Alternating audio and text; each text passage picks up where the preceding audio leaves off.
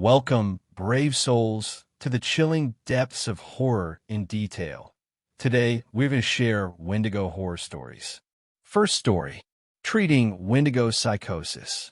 Snow falling outside my window, and I confess, I am, perhaps, what one might call a typical student of abnormal psychology, driven by a boundless curiosity and an unyielding desire to explore the darker recesses of the human mind. My days are spent in the relative comfort of academic routine. Endless lectures, coursework, and hours hunched over case studies, chasing the elusive understanding of the disorders that plague the human psyche. My professors might call me the most dedicated in my cohort, but they would never use such words aloud. The admiration is implicit, of course, in the way they nod when I answer questions with a bit more precision than most, offering the occasional well done that feels earned. It's here, within the predictable structure of my graduate studies, that I find solace, methodical, logical, and clear, snowing peacefully towards my gaze, up into the gray cloud, silent, becoming the bed of ice. I've always felt at home in the realm of scientific inquiry, where ambiguity is dissected under the sharp light of reason. The human mind, with its intricate web of disorders, defense mechanisms, and cognitive peculiarities, has long been an object of both my study and fascination. My academic life, while grueling at times, never felt foreign. It was my haven. It is only when I think too long on it that the unsettling realization hits me. The very mind I so eagerly seek to understand has been responsible for horrors far beyond the reaches of rational thought. Always snowing now, always winter. There are moments when I find myself drawn to those disturbing corners of my textbooks, the chapters on culture-bound syndromes. Wendigo psychosis, for instance, is one such condition that always provokes my interest, yet stirs something dark within me. Descriptions vary, but one cannot ignore the consistent thread of human cannibalism, spiritual possession, and an insatiable hunger that transcends mere survival instincts. To me, Wendigo psychosis isn't just another case of cultural superstition. It represents an attempt, albeit an unscientific one, to understand something beyond the capacity of conventional psychology. I sometimes wonder if we, as modern academics, do a disservice to the mysteries of the mind by dismissing such phenomena. It makes me laugh to realize as a child I understood that there are two medicines, one for the mind and one for the spirit. Who was I when I forgot that? I know who I am now, as I remember the truth. My life, as it were, took an unexpected turn when I was contacted by a rather peculiar mental health facility. Bison Lake Recovery Institute, they called it, tucked far away from any major city, isolated amidst the desolate stretches of northern Canada.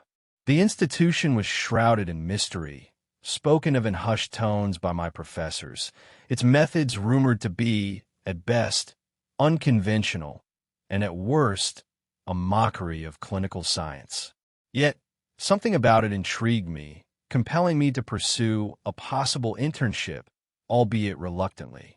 Leaving the familiar, the forest passing me while I sit, the journey is one into the past, and somehow, the past is more familiar. Upon arriving at the facility, the first thing I noticed was the overwhelming silence, unnerving in its depth.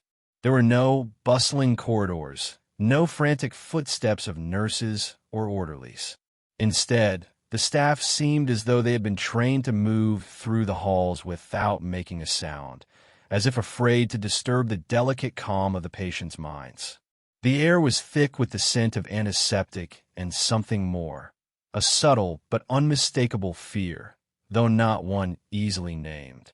A sense of wrongness permeated every corner of the building, as though the very architecture itself was trying to contain something dark, something untamed. As I settled into my new role, observing, taking notes, assisting in basic treatments, I began hearing whispers. The patients spoke in hushed, fearful tones, wary of one another. In particular, one patient, a man named Sani, whose violent outburst had earned him a reputation even among the hardened staff, was a subject of great curiosity. He was rumored to be suffering from a condition described as Wendigo psychosis, a diagnosis that had intrigued me for years. I overheard fragments of conversations in the hallways. "He's not like the others," one orderly had said. "It's the hunger. You can see it in his eyes." The rumors suggested that Sani's actions mirrored the very behaviors associated with the Wendigo myth, a creature of insatiable hunger, said to be driven mad by the need to consume human flesh. As I delved deeper into my research and began speaking with the staff about Sani, I couldn't shake a rising unease. I had always prided myself on my ability to separate my academic detachment from my emotional responses, yet something about this case, about him, was different. It reminded me of the stories I had heard growing up, tales of the Wendigo, passed down through generations in my family, whispered by elders as warnings. It seemed foolish now to think of those stories as anything more than folklore.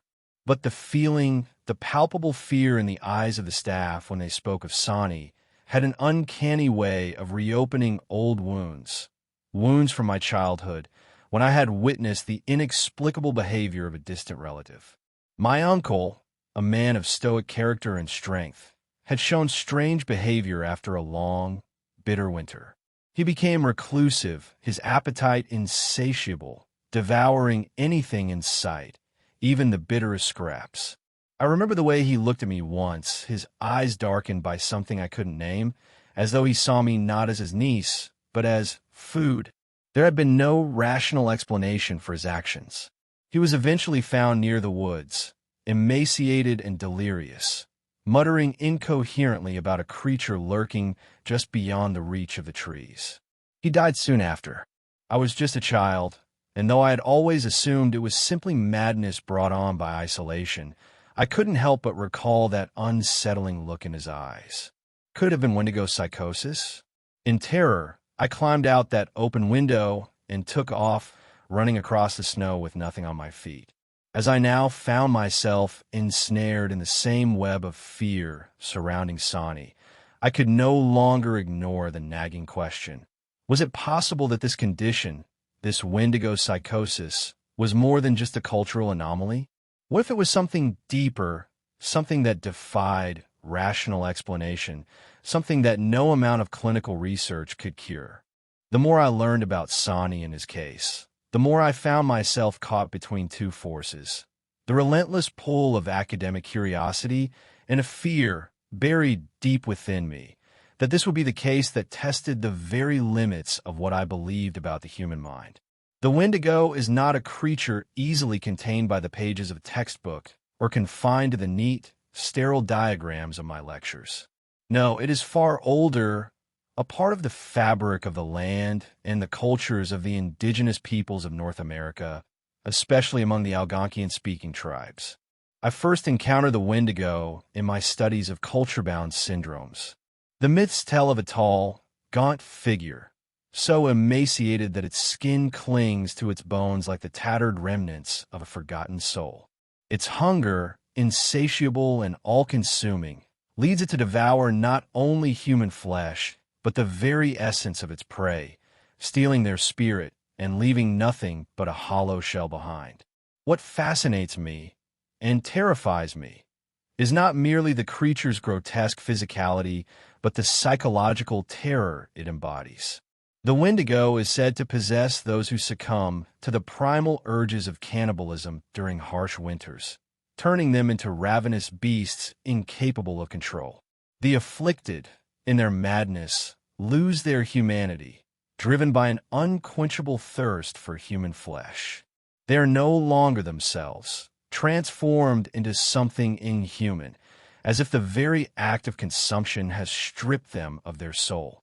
I have read about the symptoms of Wendigo psychosis, the paranoia, the obsession with hunger, the eventual descent into madness and violence. But something in me cannot help but wonder if there's more to it, something hidden beneath the layers of folklore and superstition. What you remember, who you think you are, These are mere choices for the ancient demon, and yet you become the claws it uses to make gestures. As I spent more time in the Bison Lake Recovery Institute, I began to piece together the fragments of information scattered through hushed conversations and nervous glances exchanged by staff. They spoke of Sani with an unease that was palpable, though their words were never direct. When I asked one of the nurses, a woman named Linda, about Sani's condition, she hesitated for a long moment before answering. "He's different," she said, her voice barely above a whisper. "He's not like the others. He's hungry in a way that's hard to describe. Not just for food, but for something more. There's something dark about him." Her words struck me in a way I couldn't explain. I pushed her further, asking if she thought it was a case of Wendigo psychosis. She visibly recoiled at the term, as though even speaking it aloud might summon something unseen. "Sometimes," she murmured, "we hear him at night, scratching, like he's trying to dig his way out of the walls. And then there are the sounds. Laughter. But it's not human laughter. It's unsettling." Later, another staff member, an orderly who had worked at the facility for over a decade, pulled me aside, looking over his shoulder as though ensuring no one overheard. "You should leave that one alone," he said, his voice low and gravelly. "There are things in these woods you can't understand. Sani, he's not the first. We've had others like him, you know. People who disappear, who are found later, changed. But no one wants to talk about that." The more I pressed for details, the more fragmented the accounts became. One patient, a woman in her late 50s who had been at the hospital for many years, seemed to know more than she let on. Her name was Lana, and she had been one of the few to speak openly about the creature she had encountered in her youth. During one of our sessions, she started to speak in broken, disjointed sentences. "I saw it once," she said, her eyes wide with something akin to terror. "In the woods when I was a girl. A tall thing, with eyes like frozen lakes. It didn't walk. It moved like it was floating above the ground. And it called to me, not with words, but in my head. You think it's just a story, but it's real. The Wendigo is real." She then went silent for the remainder of the session, her eyes darting nervously, as though expecting the creature to appear at any moment. I tried to press her for more details, but she simply clammed up, her lips trembling. I looked at the blood on my hands and on the crumbled snow I had tried to use to clean them. As I continued my research into Sani's case, I began to notice strange occurrences around the hospital. Lights flickered, casting long, unnatural shadows in the hallways. There were whispers, soft, unintelligible murmurs that seemed to emanate from nowhere in particular. What unsettles me most, more than the stories or the whispers, is the feeling that something is watching. Not just in a psychological sense, as though the building itself might be haunted, but something tangible, something aware of my every movement. The Wendigo, if it exists, is not bound by the limitations of the human mind. It is elusive, a shadow that flickers in the corner of your vision, but never quite in full view. And this is what makes it so terrifying. Its presence is not marked by loud screams or savage growls. It is silent, invisible. It leaves only the faintest trace of its existence, a broken twig, the fleeting scent of something rotting in the air, a distant, unplaceable sound in the night. I hear something following me in the snow as I walk barefoot. I turn and look, and it is my own shadow, in the shape of a hung deer carcass, with no meat left on it, and the antlers reach the top of the fresh snow as the rope creaks, and the tips of the horns draw those sacred circles. As I walk through the hallways of the Bison Lake Recovery Institute, I can't shake the feeling that something is following me, watching me. It's not just Sani who is possessed by this hunger, but the very institution itself. The walls, the rooms, the ground beneath our feet are saturated with it. The deeper I go into my research, the closer I come to a terrifying realization. The Wendigo is not just a legend. It is a force, a presence, that is very much alive, waiting to consume those who venture too far into its domain. The question is no longer whether the Wendigo exists. It's whether it will let me leave before it consumes me, too. The more I dug into the accounts and research surrounding Wendigo psychosis, the clearer it became. The creature, the affliction, was not just a psychological condition, but a looming presence that could not be reasoned with. Its hunger was a primal force, an insatiable abyss that consumed everything in its path, not only devouring flesh, but also the soul of its victims. I could sense this truth creeping into the edges of my rationality, as if the walls of the Bison Lake Recovery Institute were closing in around me. There was no escape from the shadows of the Wendigo. What frightened me the most, as I gathered information, was how the Wendigo did not simply feed, it hunted. And it hunted with purpose in ways that transcended the natural world.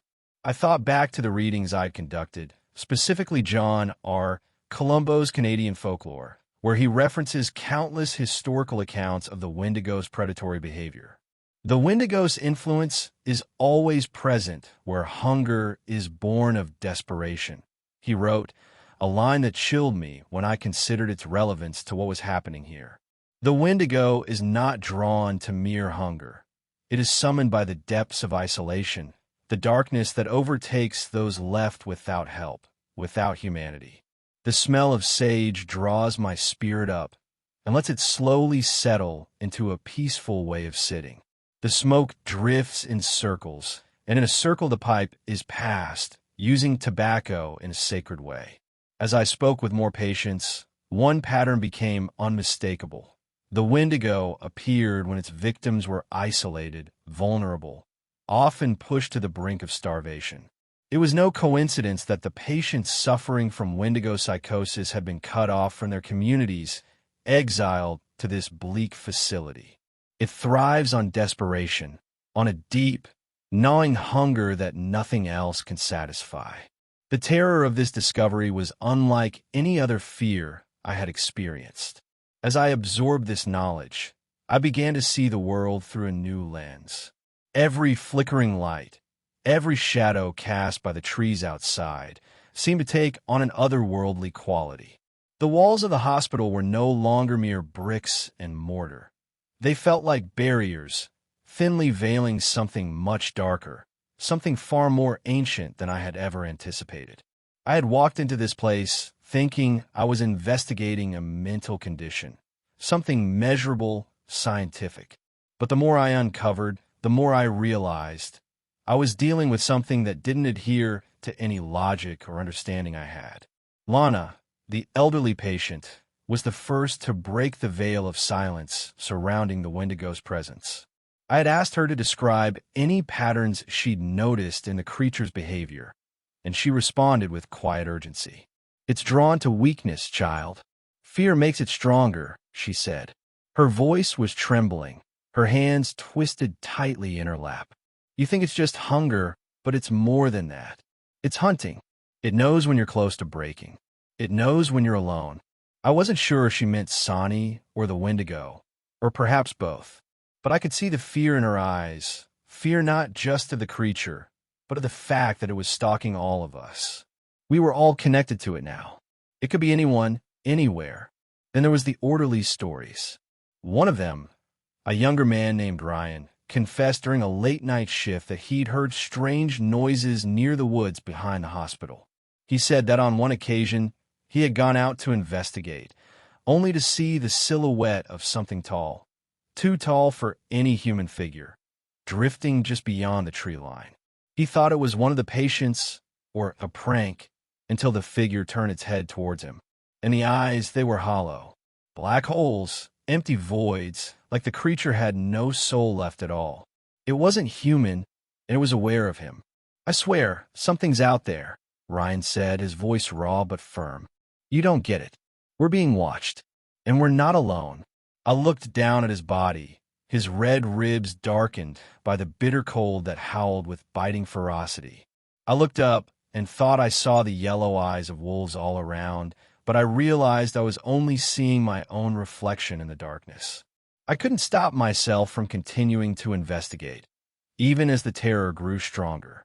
The more I learned about the Wendigo, the more I understood that its presence followed certain patterns, patterns that might give us a chance to defend ourselves if we could only recognize them in time. But each realization I had brought with it a deeper, darker realization. There was no sure way to escape it.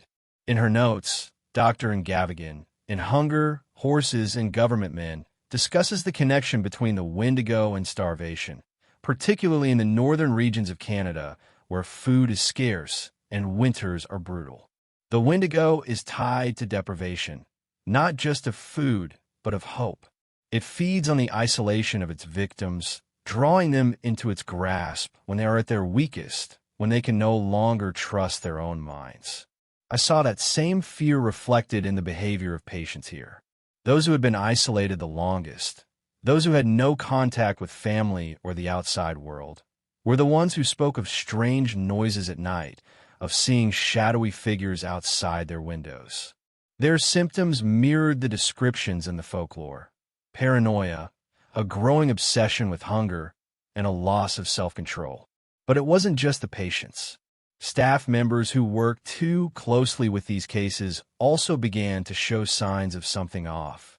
Linda had mentioned the scratching sounds in the walls, but I began to hear them, too.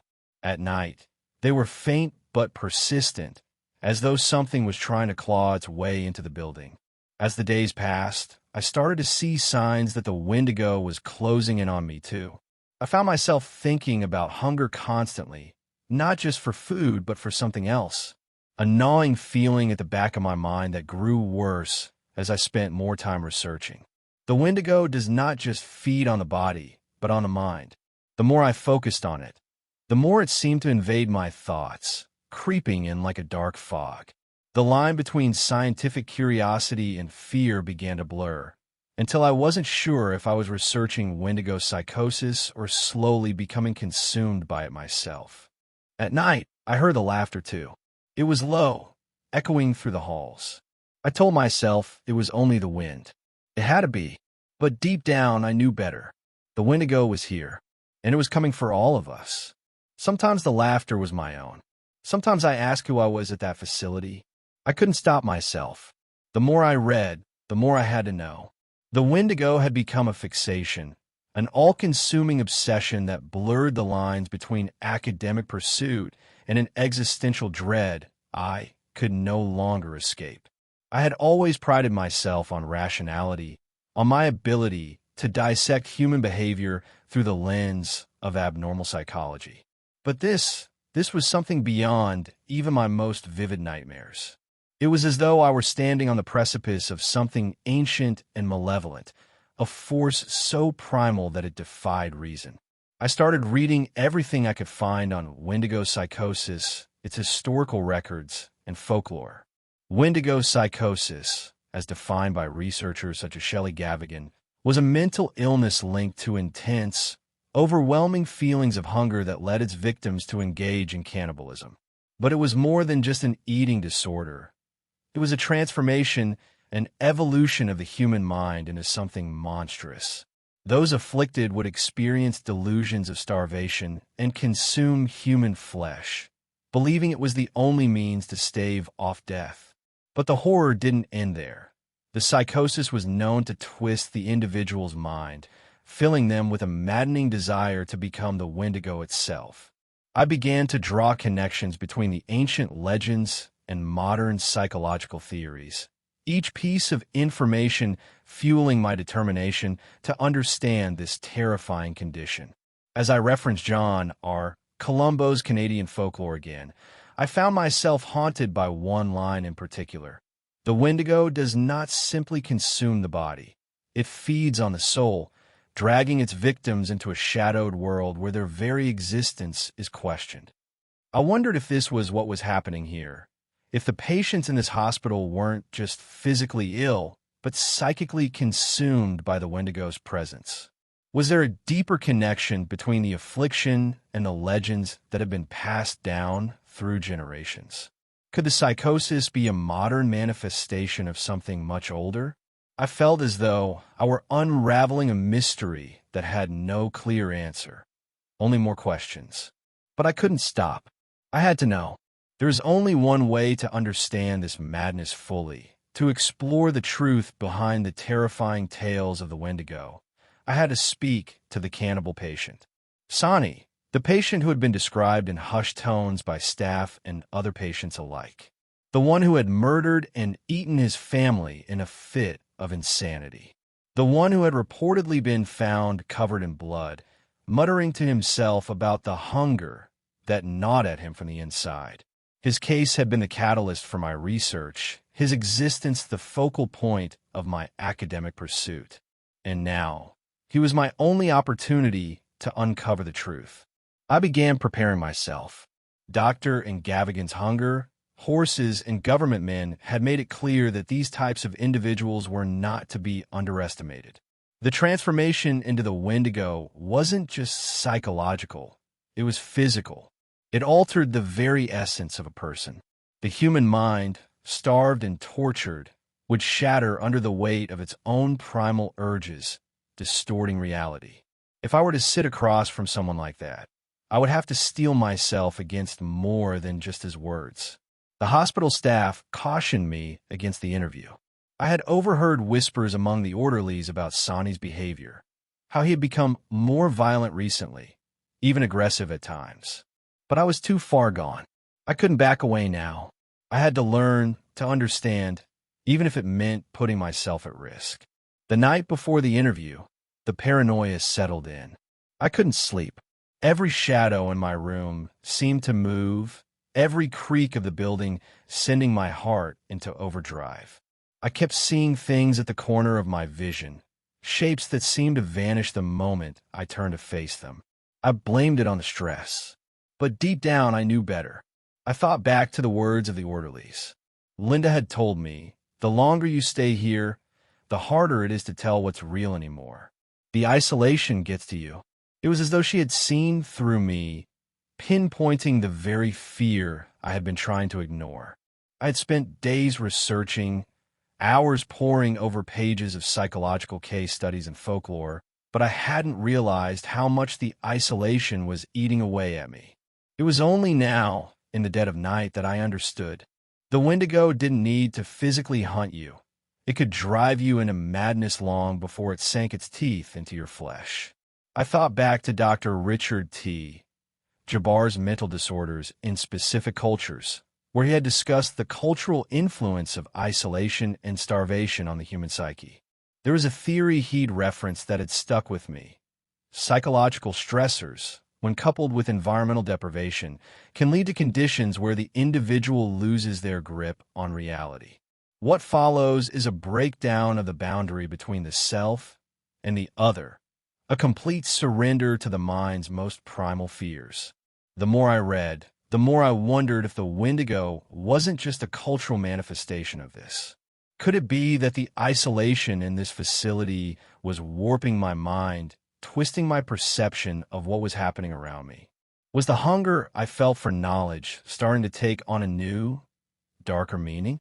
I felt it then, the creeping, gnawing sensation at the back of my mind, like something was waiting to devour me. I wasn't sure what was real anymore. If I sing to you, will you know the truth? I couldn't focus. Every time I tried to sit down and make sense of the information I'd gathered, the shadows seemed to creep closer. There was something suffocating about this place, something oppressive, a heaviness that weighed on my chest, making it harder to think clearly. It wasn't just the isolation, though that certainly didn't help. It was as if the walls themselves were alive, pulsating with a dark energy that lured me deeper into the abyss of my own thoughts. I had always prided myself on being grounded in rationality, on using logic and facts to dissect human behavior. But the further I delved into the history of Wendigo psychosis, the more I began to doubt myself.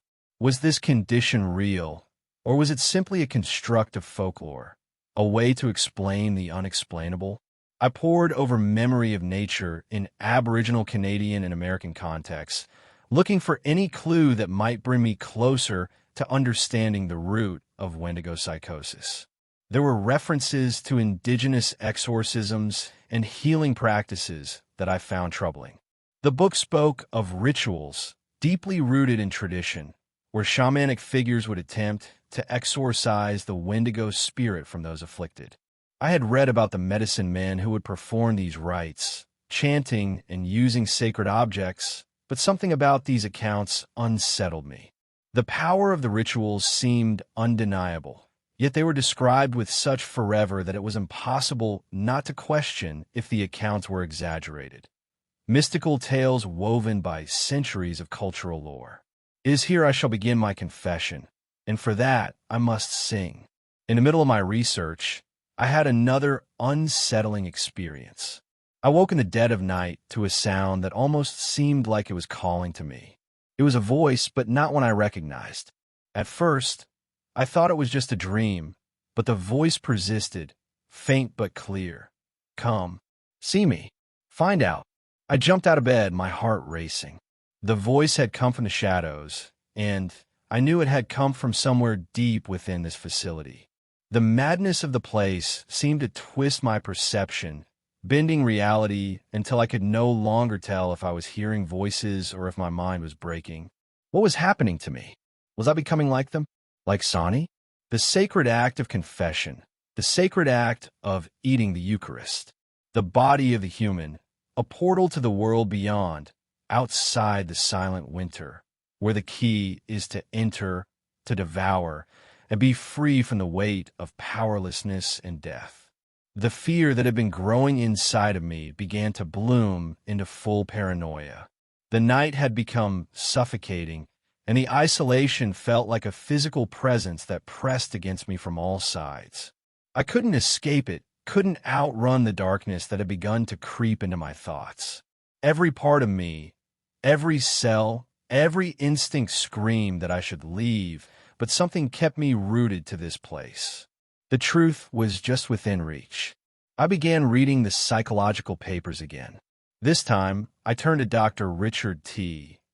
Jabbar's Mental Disorders in Specific Cultures and reread the sections on culture-bound syndromes, particularly those related to cannibalism-induced psychosis. Jabbar discussed how the individual's belief in the Wendigo spirit could overpower any therapeutic attempts. The mind of the patient, once consumed, became locked in a world of starvation and insatiable hunger. There was no cure, no treatment. In the end, it was only through the intervention of the spiritual world that the afflicted might find peace. The parallels between the research and my own experiences were becoming too much to ignore. I wasn't just studying a psychological condition anymore. I was being pulled into it. My thoughts turned darker, more fragmented, as I wondered, had I, too, been infected by the Wendigo? In the eyes, a kind of fire that consumes not with heat and light, but with cold and darkness. In my desperation, I turned back to the indigenous traditions. I needed something, anything, to guide me through this madness. That's when I found the passage in Hunger, Horses, and Government Men that described an exorcism, a ritual performed by a medicine man to rid a person of the Wendigo spirit. The ritual was chillingly detailed. A sacred fire would be started, and the afflicted individual would be surrounded by a circle of medicine men. The chanting would begin, slow and deliberate, as they called upon the spirits of the ancestors. A key part of the ritual was the use of sage to purify the air and cedar to cleanse the spirit. But perhaps the most unsettling part of the ritual was the final step. The patient would be forced to confess their sins, to speak the hunger aloud, to accept the Wendigo inside them, and then expel it. I found myself shivering as I read, my mind reeling with the implications. Was I supposed to undergo such a ritual? Was that the key? The cold dread of my own involvement in this ancient practice felt suffocating. The more I thought about it, the more I couldn't escape the feeling that I was on the verge of something terrible. The door to Sani's room had been left open just a crack, and I could see a shadow moving within. A low muttering filtered out into the hall. He was speaking to himself, but it wasn't in any language I recognized. It sounded like the guttural tones of someone lost in the depths of their own mind. I stood frozen at the threshold of his door, fighting the urge to run, knowing that if I didn't confront him, I would be no better than the rest of them. The ones who had succumbed to the hunger, ravenous for the spirit, ravaged by what cannot be. It is between this life, the shedding of our bodies, our spirits into birds. With trembling hands, I reached for the handle. The darkness inside seemed to reach out to me, pulling me in. The door creaked as I stepped into Sonny's room. The air was thick, a mixture of antiseptic and something else, something ancient and raw, like the scent of decay. Sonny was sitting in the corner, hunched over, his back turned to me. I could hear the faint sound of mumbling, too soft to catch the words at first. I cleared my throat. Sonny. He didn't respond at first. His head tilted slightly, as if listening to something only he could hear. Then in a low rasp he spoke. Come closer. You want to know, don't you? His voice was strange, distorted, as if there was another presence behind it. I hesitated, but the pull was undeniable. Slowly, I stepped into the room, the sound of my footsteps loud in the silence. Sonny turned to face me. His eyes were wide, unblinking, but there was something off about them. The whites of his eyes seemed unnaturally bright, almost glowing, and his pupils were dilated, swirling with an unsettling hunger. You've been reading about me, haven't you? He whispered, his voice dripping with something dark and knowing. About the Wendigo, about the hunger, about the thing that's waiting inside. I shuddered. My heart thudded in my chest, but I forced myself to remain calm. This was what I'd come for, what I'd been preparing for. Yes, I managed to say, trying to steady my voice. I've been trying to understand. What is it, Sonny? What's happening to you? He tilted his head to the side, and for a moment, I saw a flicker of something in his expression, something that almost resembled a smile. But it was twisted, grotesque, like it didn't belong to him at all. I know the hideous thought. I'd put it into words to make my memory fade. I will confess what my thoughts know. You will understand, or it will consume you. You think it's just a sickness, don't you? He murmured. A simple psychosis. But it's not. It's a calling. The hunger is a voice, a hunger that eats away at your soul. It doesn't just consume your flesh. It consumes your very essence. He reached up, his hand trembling as he brushed his lips with his fingers. It's calling you too. I can see it in your eyes. You're just like me. You want to feel it, to understand it. You think knowledge will keep you safe. I felt my pulse quicken. That's not true. I just need to know what's happening to you. What I am, you are too. Whatever I know, you have forgotten, and when I die, we shall reverse our role. That is why I must be kind to you, and you must be kind to the next, for they are we, and we all suffer what we inflict. Sonny's lips parted in a slow, unsettling grin. What's happening to me? He repeated. Oh, I'm not the one you should be worried about. The Wendigo, it's inside of you now. Can't you feel it? That gnawing, that need. I flinched. He was right. I had been feeling it, the gnawing hunger, but I hadn't dared acknowledge it. I had thought it was just fear, the fear of what I was uncovering. But now it felt different. Something dark and insidious was growing inside me. You don't understand. I tried to keep my voice steady, but I could hear the tremor beneath the words. I'm not like you. I'm not one of them. Sonny's eyes narrowed, his gaze sharpening with a predatory gleam. Oh, you're much like me. You feel it, don't you? The hunger is the same for everyone, whether it's for flesh or for truth. It's the same thing. The more you seek, the more it calls you. Whatever I can remember, I do not remember the taste of human flesh. His voice dropped to a whisper, and for a moment I thought I heard something else, something deeper, more guttural. And when you finally give in, when you let it take you, there's no turning back. You'll become like me, like the others.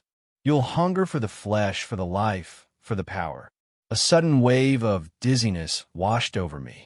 My mind reeled, as if the very air was becoming thick with something foul, something that didn't belong. I wanted to back away, but I couldn't move. He reached out, his fingers curling like claws, and I felt my body freeze in place. The hunger, it was like a wave crashing over me, rising up from some deep, primal place I didn't want to acknowledge. In isolation, human depravity. The family stares at him, shaking, with his back to them. They look helpless, their mouths slightly open in muted terror. "I've seen it," Sonny whispered, his voice now low and velvety, like a serpent coaxing its prey. "The Wendigo is not a spirit. It's a beast, a thing that could take over your mind, your body, your very soul. It waits until you're weak, until you've starved yourself, not just of food, but of humanity." I swallowed hard, the words cutting through me. How do I stop it? Winter approaches, the dreaded season of death. White silence, when the song of creation is forgotten, and the darkness glows as the moon knows the snow is white. Sonny's grin grew wider, his teeth sharp and inhuman. "You can't stop it. You're already too far gone. But you can embrace it, become it. Just let go." In the darkness, shivering, is cold night. The forest is ready to consume me. The forest consumes all. Nothing leaves the forest.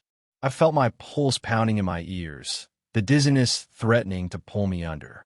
The room was spinning, and for a moment, I thought I saw something moving behind Sonny, something shadowy, like a dark shape that loomed in the corners of my vision. But when I blinked, it was gone. "In the name of God, most holy, I cast thee out, demon. You'll understand, eventually," Sonny whispered, his voice becoming a low growl. "The hunger will take you, like it took me, and you'll never be alone again.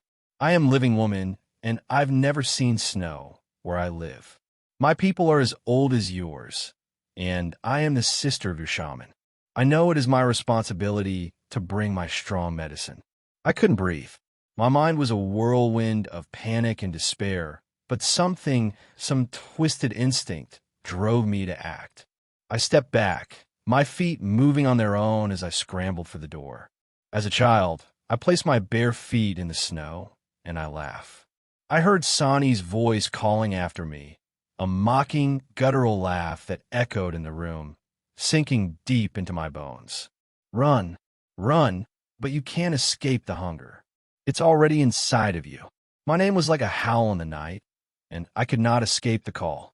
I was running across the snow, across the ice, and my feet burned, and I ran faster and faster, and it was as though a bird of prey gripped me in its claws and lifted me for distances as I ran, as though I would become airborne.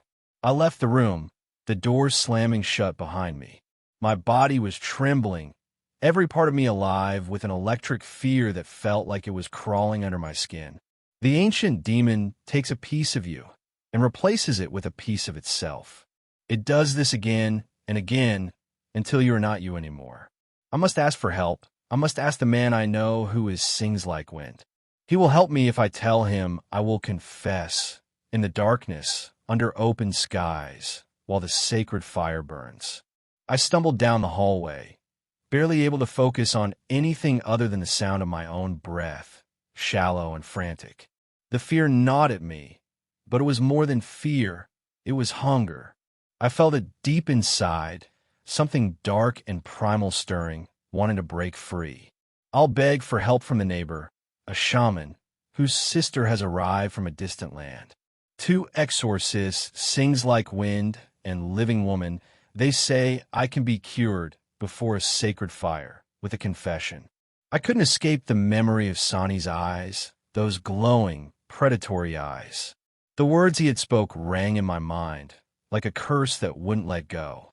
Where was I when they found me, wandering near my childhood home? How could I have walked barefoot through the snow? I could feel it inside me now. The hunger, the thing I'd been studying for months, had written papers about, researched obsessively.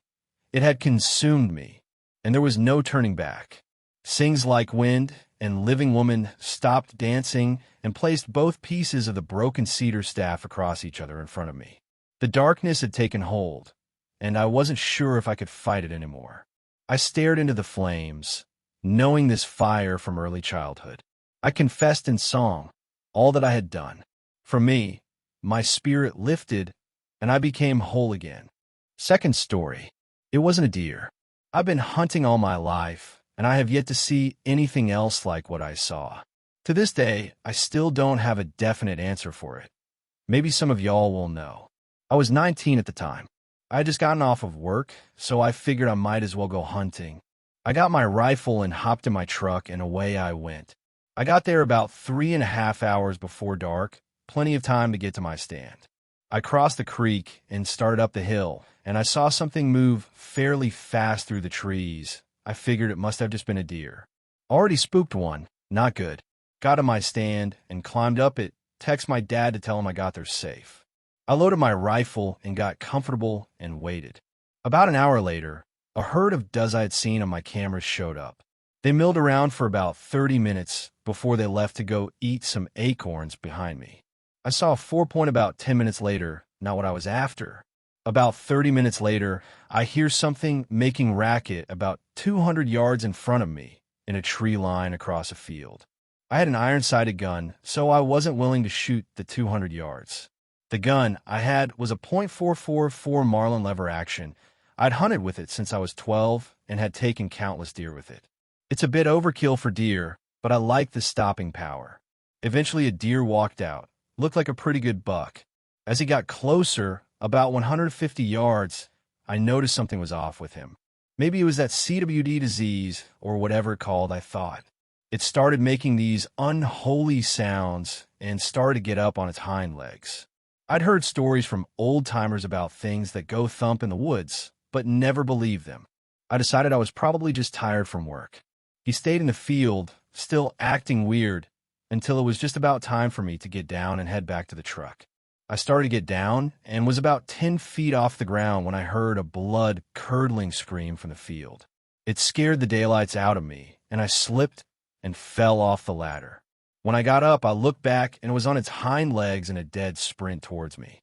I took off running and jumped in the creek and laid down on the bank. I peeked over the side, and it was up there, walking and looking for presumably me. He saw me, so I raised my rifle and fired. The shot rang out, and I heard it hit him. I racked another round in, but he was on the ground. I was relieved and my mind was spinning. Before I could think of my next move, he was back on his legs and started walking towards me. I ran so fast, I thought I was going to fall. He was about 15 yards behind me, but he was closing in. I turned around and fired another shot with hopes that it would stun him. It didn't. I counted my options and decided on a risky plan. I ran to a secondary path out, one which had a creek that was flooded from rain the night before. I swam across it, but he couldn't swim and he didn't want to seem to get anywhere near water. He let out another blood-curdling scream, so I shot him again. This time he seemed like it hurt him. I had one bullet left after that. I got in my truck, and of course it wouldn't start. That's what I get for driving a diesel in late November. I finally got it to turn over and started to back up when I saw him running at me, faster than he previously was. I stuck my rifle out the window of my truck and waited until he got close. He was about 10 feet in front of me when I fired. I could see him well when he was that close. He was a 10-point. His head had no bottom jaw or eyes, and his hide was peeling away. His entire body looked withered. When I shot, he hit the dirt hard. I hightailed it home and told my dad what had happened. He didn't believe me. I went back the next day to see if there was any proof. He was gone. All the tracks were gone. There was nothing to even indicate it had even happened besides my spent casings on the ground. If anyone has any idea about what that thing was, please let me know. I'm writing this while I'm in the deer stand, so hopefully it's not bad luck, although I do hear a strange sound in the trees across from me. Third story. My brother killed a sacred deer. Recently, my little brother got into hunting. The woods and camping were never something I ever enjoyed. I was more of an under a pile of blankets with a book kind of guy. I wanted to support him in his new hobby, so I found myself saying I would go with him and his wife on a weekend hunting trip. The day before we left, I felt a small cold coming on. By the time we got out camp set up and went into the woods to start hunting, I had a fever. My face flushed the gray, rainy weather, doing nothing to help it. My brother lent me a rifle, even though I never used one before. I decided early on I was not going to shoot anything. The head cold was a good excuse to do so. I was against a tree, sniffling, feeling the effects of my fever when my brother shot something. I heard his wife gasp after something big in the distance thudded to the ground. When I looked over at the both of them, I realized something was very wrong. Their faces pale and in shock of what just happened. At first, I was convinced my brother accidentally shot someone. I looked off through the trees, trying to see what collapsed. Spotting a white shape through the bush, I started forwards, ready to help while the other two remained frozen to the spot. I arrived first to look at what my brother killed. To my relief, it was a deer, pure white, and I stood in awe of the beautiful coat of fur. I've never seen a white deer before, and a pang of pain came to my chest over the fact it was dead. Finally, my brother and his wife walked over, still pale. "What is that?" he asked in a hushed tone. I looked at him, confused about the question for a few seconds. "It's a deer. How could he not see that?" Looking over to study it again, trying to see what he meant. When my eyes landed on the deer's face, I finally started to understand the gravity of the situation. I know it had antlers, but for the life of me, I can't remember what the face looked like. My memory was a blur of white. While staring right at it, my brain refused to actually see it. I took a few steps back then, scared out of my mind, and started to think my fever was messing up my head. "That doesn't make any sense," I said in a low voice between some coughs. "The deer in front of us was special, beyond special, and my brother shot it." I looked at the wound that killed the poor thing to see pearl shaded blood staining the wounds. My stomach twisted in regret, and I felt like I was about to sob. I turned my head away, unable to keep looking at it. "What should we do?" his wife, Kathy, asked in a shaking voice. You shouldn't let the meat go to waste," my brother commented. I felt the entire forest fell still at his comment. It was as if the air itself stopped moving. It revolted me. It was terrible enough this creature was dead, and my brother wanted to disrespect it further. It knew it was natural for animals to eat each other, and logically, it would be a waste to not eat this deer. However, I just instinctively knew this creature was never meant to be eaten. It was something that existed outside the natural order. Something powerful and yet fragile enough to be killed by a single bullet. "Are you crazy?" I hissed at him. Looking down at the white shape, I shook my feverish head. "We'll let the forest take it." He reluctantly agreed. I put down the borrowed rifle and started to pick up fallen branches. My brother doing the same. Kathy gathered up wildflowers, and in a short, while we covered the deer as a sign of respect. We could never take back killing it, but we could show remorse. Without a word, we left the creature behind and with a heavy weight in our chests. When we arrived back in a camp, I was feeling so ill I turned in the moment we got back. I bundled myself up in blankets and fell into a deep sleep, only waking to drink some water to ease my dry throat. My slight cold turned into a full-blown flu, and I was in no condition to walk out of the woods. When I woke again, it was morning but still gray and cold. "How are you doing?" Kathy asked me when I came out of my tent. "Awful. What's the plan?" I felt like my head was going to explode and my entire body was weak. She walked over and gave me a cup of hot tea, which was very much appreciated. "We'll stick around until you feel better and the weather clears up. We should get you out of these woods, but it would nearly kill you if you walked through the rain to get to the truck. Just stay inside your tent and keep warm and dry. You brought some books, right?" I nodded, sipping at my tea. That sounded like a good enough plan. I hoped my fever would only last another day and we could leave.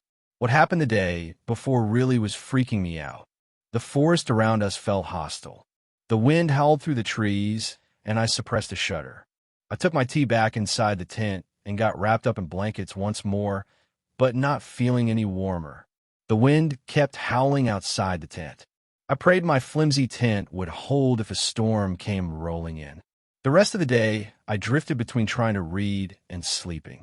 I normally never got sick, so it was hitting me extra hard. When Kathy tried waking me to eat some soup, I was in such a deep sleep I didn't even stir, so she left me alone to offer it later.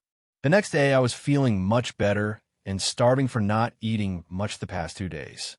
I had my backpack in my tent, so I opened it to find the hidden snacks I stashed away.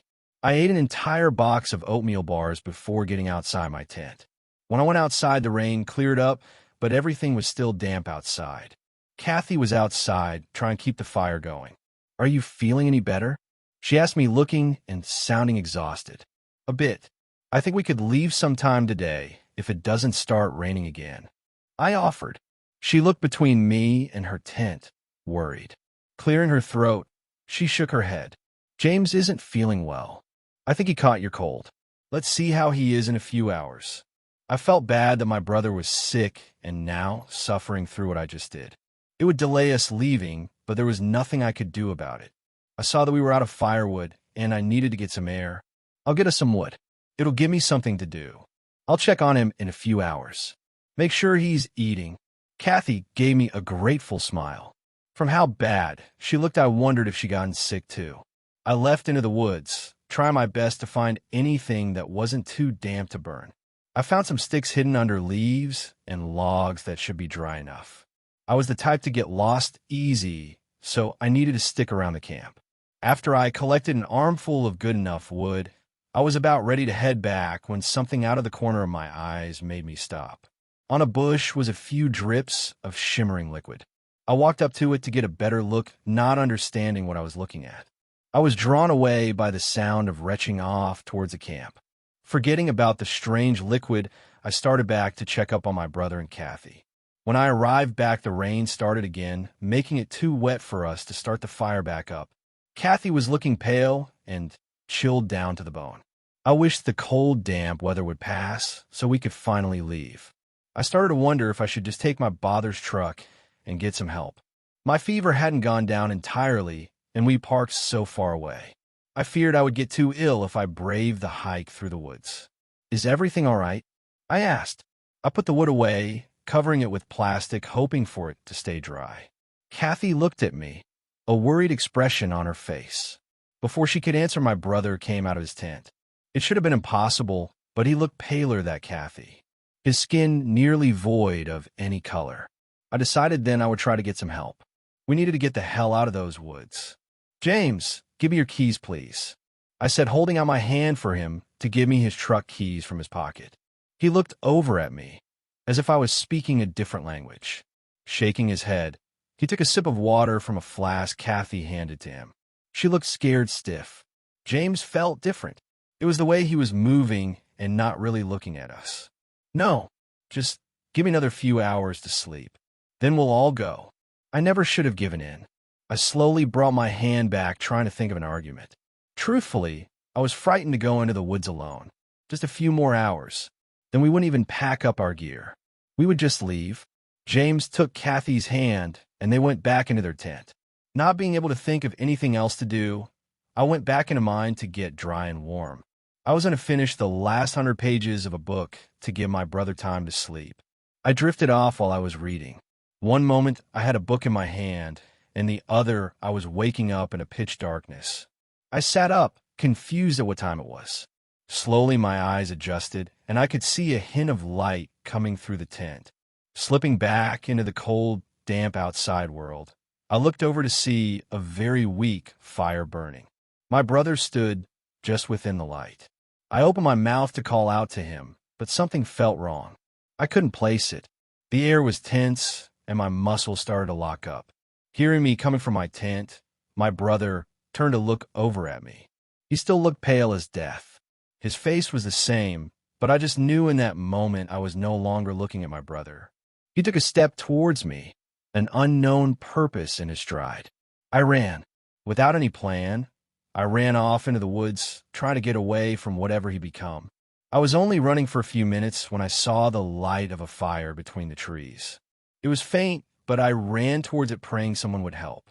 I didn't think anyone was camping so close to us and was thankful for it. I ran into the clearing, but my blood froze in my veins. It was not a new campsite. It was ours. I just ran back around, even though I was positive I ran straight. My brother stood by the dying coals, the orange light shining in his eyes. I ran again. It was dark and the woods was just a maze of trees. It was understandable I got turned around. A few more minutes of running, and I came crashing into our campsite again. In a blind panic, I just kept going. No matter what direction I took, I would always end up running toward their camp. My brother standing, silently watching me attempting and failing to escape. When I couldn't run anymore, I collapsed gasping for air. I didn't understand what was going on. All I knew was I could no longer leave. Please, I begged the pale figure. It was far too late to save my brother, but if there was even a hint of him left, he would let me and Kathy leave. His face was going out of focus. For whatever reason, my brain was refusing to see what it truly looked like. Let me and Kathy leave. I sat on the cold ground, shaking in fear. Deep down, I knew my brother wasn't changing into something beyond my understanding simply because he shot a strange deer. My suspicions I could not bear to say out loud was confirmed by him when he finally spoke in a rasping voice. I cannot let her go. After all, she ate some of it too. My stomach sank, and I felt like I was going to be sick. Killing the white deer by accident could be forgiven, but cutting into its body to devour the flesh could not. The thing that was once my brother lunged at me. He grabbed me by the neck as I struggled desperate to get free. I got as far as the dying fire pit before he held me still.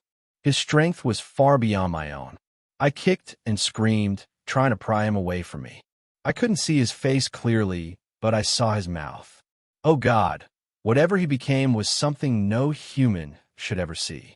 It opened wide with countless teeth shining in the dying firelight. He had turned into something so twisted because of his unforgivable sin. I was only saved because I thought, for a brief moment, I saw a white figure behind my brother urging me to fight. I had nothing to lose, so I reached over to the nearby coals. The fear causing me to ignore the pain of grabbing coals and ash to toss into the creature's eyes. He let out a scream of pain and let me go. I wasted no time scrambling free, but paused at the edge of the camp. I watched in horrified fascination as the thing that was once my brother screamed and thrashed around. Sickening cracking sound came from his body as he started to turn from a human form into something completely different, twisted with long, pale limbs. I couldn't stomach the sight. I almost couldn't stand the idea of leaving Kathy behind. She was either already dead or turning into something else inside the tent and out of sight. I felt trapped. I knew if I left, I would end back up in the camp again. Off in the distance, I saw a hint of white through the trees, and I ran towards it. As I ran, I heard the monster I left behind screaming at me to stay. This time, instead of looping back around, I noticed a hint of a shimmering liquid on the ground, and I followed it. Drop by drop, I kept going until my lungs felt like they were going to burst and my legs burned. The forest around me started to get lighter until I found myself running right into a snow-covered parking lot. I collapsed again, feeling weak, and the snow soaked through my jeans. It wasn't the season for snow. The parking lot was right next to the ranger station. When I came running out exhausted, a ranger saw me and came outside to see what was going on. I couldn't keep myself awake until he got to me and passed out in the slush. In the end, they never found James and Kathy. They found our abandoned campsite months ago and assumed us all dead. I could never tell them what really happened because I don't know myself. I don't feel as if this was all a dream or if my mind just snapped. I'm certain my brother is now something else out there inside the woods. I wonder why I was saved? What creature decided to show me the right way out? Was it the white deer because I didn't eat part of it? Or did it want me to live so I could tell others about what happened? Whatever reason it might be, I'm thankful for my life. If you're ever out hunting, make certain you know what you're about to shoot before you pull the trigger, or else you might make a mistake that is going to change your life forever. Thanks a lot for watching the video till the end. Subscribe to Horror in Detail for more videos. Drop your suggestions in comment section.